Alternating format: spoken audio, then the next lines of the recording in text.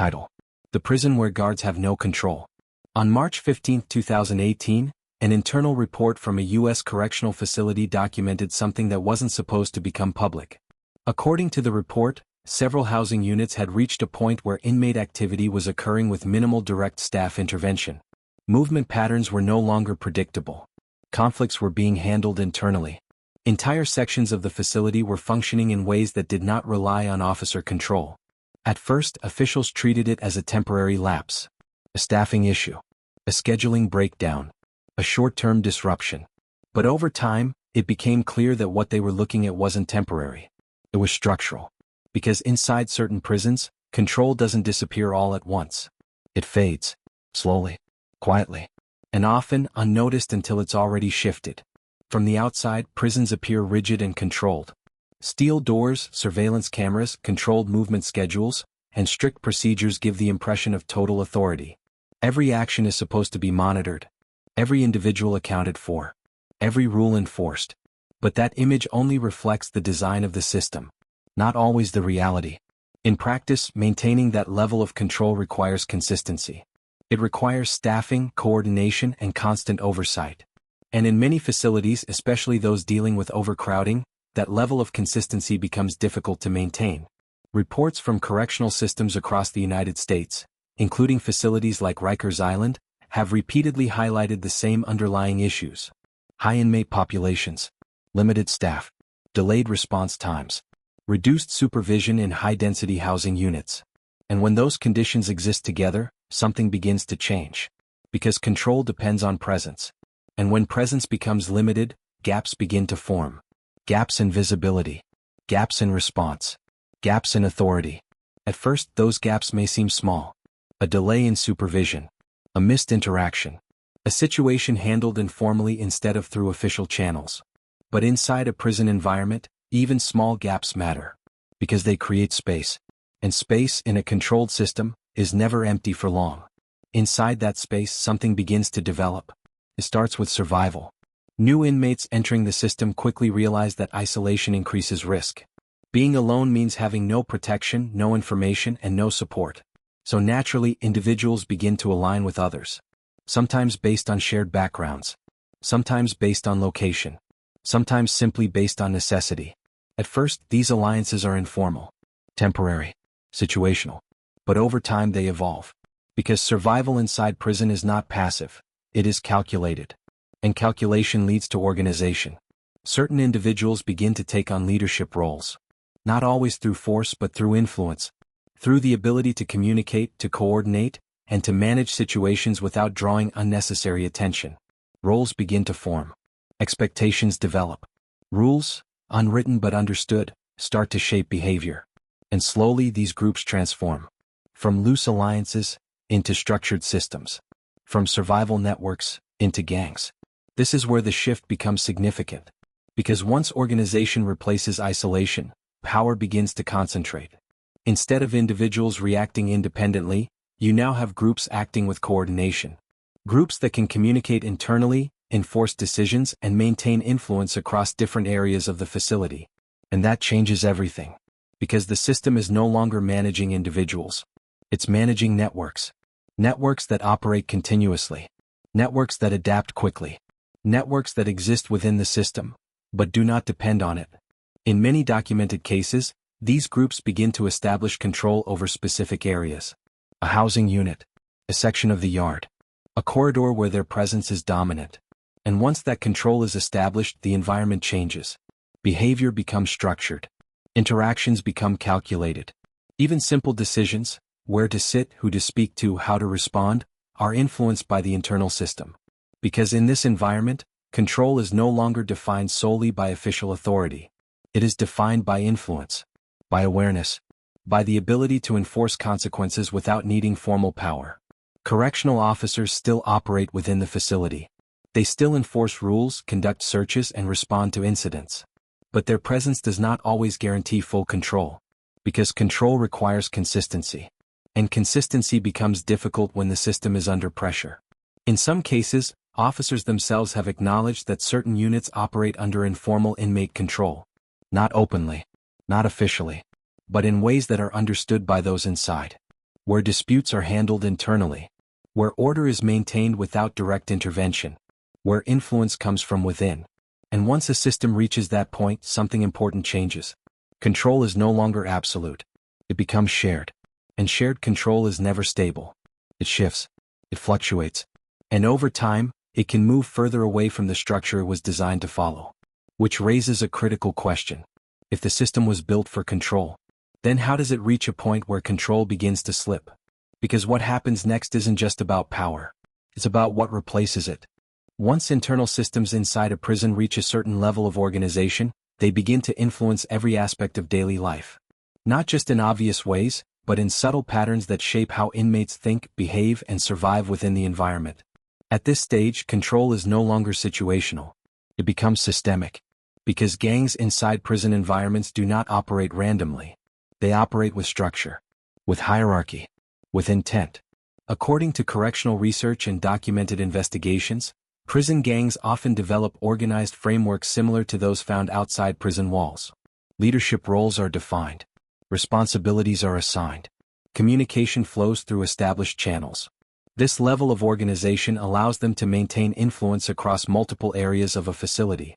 And with that influence comes control. New inmates entering the system are quickly assessed. Not through formal evaluation but through observation. Their behavior, their background, their interactions, all of it is analyzed. Because information is power. And inside these environments, power determines survival. In many cases, new arrivals are approached within a short period of time. Sometimes it begins with a conversation. A simple question. Where are you from? Who do you know? Other times it's more direct. An offer. A warning. A decision that doesn't feel optional. Because in environments where internal control exists, neutrality can be dangerous. Affiliation provides protection. But it also creates obligation. Once someone becomes part of a group, expectations follow. These expectations are not suggestions. They are requirements. They can involve following instructions, maintaining loyalty, or participating in activities that reinforce the group's position. Over time, these responsibilities become part of daily life. And leaving that structure is rarely simple. Because systems built on control do not allow easy exit. Enforcement ensures consistency. And consistency ensures stability. But enforcement inside these systems is not always visible. It does not rely on official reports or documented consequences. It relies on understanding, on reputation, on the knowledge that actions have outcomes, even if those outcomes are not openly discussed. Beyond enforcement, these systems also create internal economies. While prisons provide basic necessities, access to additional resources can vary. Quality may differ. Availability may fluctuate. And in those inconsistencies, opportunities emerge. In many documented cases, informal economies develop where goods are traded, exchanged, or controlled by dominant groups. Commissary items, food portions, clothing, even access to certain privileges can become part of a structured system. And that system is influenced by those who hold power. This creates dependency. Because when access is controlled, influence increases. And when influence increases, control becomes easier to maintain. Communication within these systems is equally structured. Despite monitoring efforts, information continues to move, quietly, efficiently, through networks that operate within the environment. Messages are passed. Decisions are coordinated. Strategies are adjusted. All without needing formal systems. Because internal networks are adaptable. They evolve in response to pressure. They adjust to enforcement. They continue to function even when challenged. But perhaps the most complex aspect of this environment is its interaction with official authority. Because it is not always direct conflict. Often it is coexistence.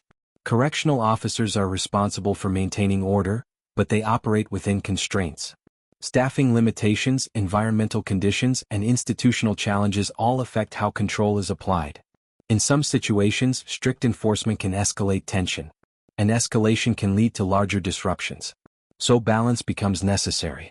Some officers maintain strict control whenever possible. Others focus on stability, managing situations in ways that prevent larger conflicts from developing. And in documented cases, investigations have shown that staff may face pressure, manipulation, or attempts at influence from organized inmate groups. This does not define the entire system. But it illustrates how complex the environment can become. Because when internal systems gain enough influence, control becomes layered. It is no longer defined by a single authority. It becomes shared, contested, constantly shifting between visible power and invisible control. And over time, something even more subtle begins to happen. The system starts to normalize. What once felt dangerous becomes routine. What once felt temporary becomes expected. New inmates adapt to it. Long-term inmates rely on it. And the structure reinforces itself. Because the longer a system operates without disruption, the stronger it becomes. The more predictable it feels. The harder it is to challenge. And that is where the real risk begins to emerge.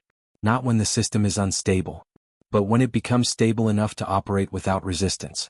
Because at that point, control is no longer being contested. It is being accepted. And once it is accepted, it no longer needs to prove itself. Which leads to the most important question of all. What happens when someone refuses to follow it? Because that is the moment where the system is no longer just observed. It is enforced. When internal control structures inside a prison are challenged, the response is rarely random. It is calculated. Because maintaining authority, especially unofficial authority, depends on consistency. Inside these environments, rules may not be written, but they are clearly understood. Boundaries may not be visible, but they are recognized. And consequences, while not always seen, are always present. This creates a system where behavior is shaped not just by official regulations but by awareness. Inmates learn to observe, to listen, to understand the environment around them. Because understanding the system is essential to navigating it. Every action carries weight. Every decision has potential outcomes.